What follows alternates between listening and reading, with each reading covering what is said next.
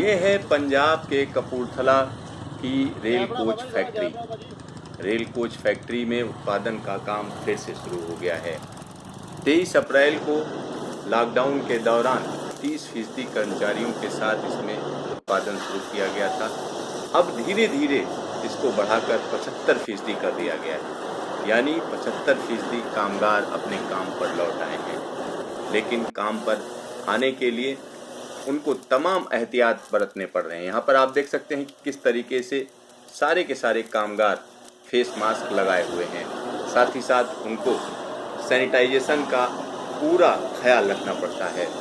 Factory में आने से पहले उनकी थर्मल स्क्रीनिंग की जाती है और ये सारे कदम उठाने के बाद ही वो अंदर काम कर सकते हैं। और यहाँ पर देख सकते हैं कि समय समय पर सैनिटाइजेशन किया जाता है अलग अलग जगहों का, और ये काफ़ी ज़रूरी है। और इसी वजह से एक बार फिर से डिब्बों का उत्पादन शुरू हो गया है और भारतीय रेलवे को लगातार नए तरीके के डिब्बे चाहिए, क्योंकि एलएचबी कोचेज ही अब रेलवे में इंडक्ट हो रहे हैं, तो उसका प्रोडक्शन शुरू हो चुका है।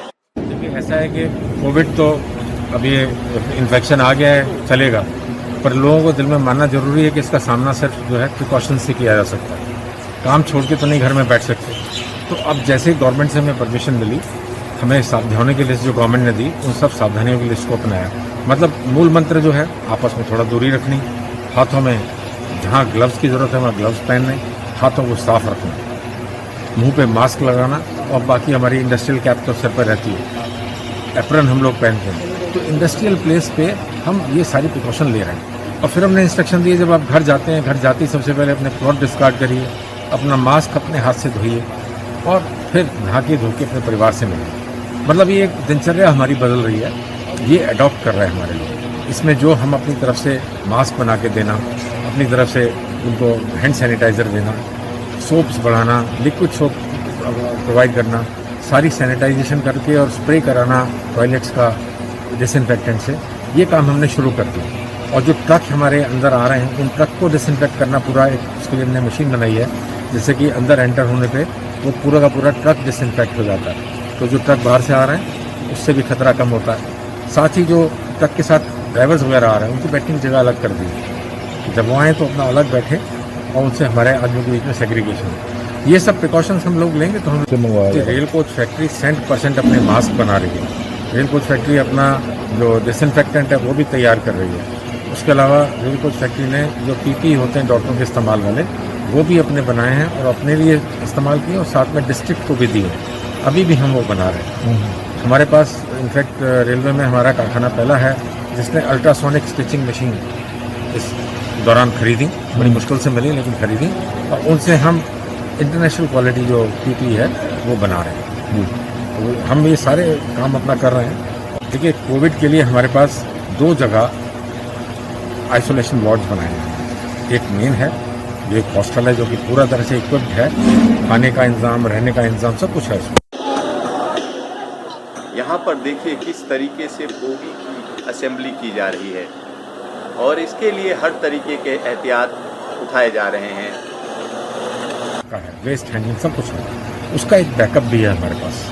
बढ़ जाता है नंबर तो 10-12 का और बैकअप फैसिलिटी है। इसके अलावा जो मेन हॉस्पिटल है हमारा, उसमें हमने कोविड के लिए 6 बेड का एक अलग आइसोलेशन एरिया बनाया है। एक जहाँ पे पेशेंट आके पहले रिपोर्ट करता है इमरजेंसी में, वहाँ पे हमने एक SOP बनाई है कि किस तरह से आए हुए पे कोई बुखार की खबर लेके आता है तो पता नहीं कि कोविड है या नहीं, तो उसको हैंडल करने के लिए एकदम प्रोटेक्टेड एक फ्रंट बनाया है जहाँ डॉक्टर्स देखते हैं। और उसके बाद यदि पाया जाता है कि कोविड का चांस है तो उसको जिला हॉस्पिटल भेजा जाता है, और नहीं है तो उसको ट्रीट करके दूसरे एरिया भेजा जाता है। अब कोविड पेशेंट यदि हमारे आ जाए तो हम उसको हैंडल कर लेंगे।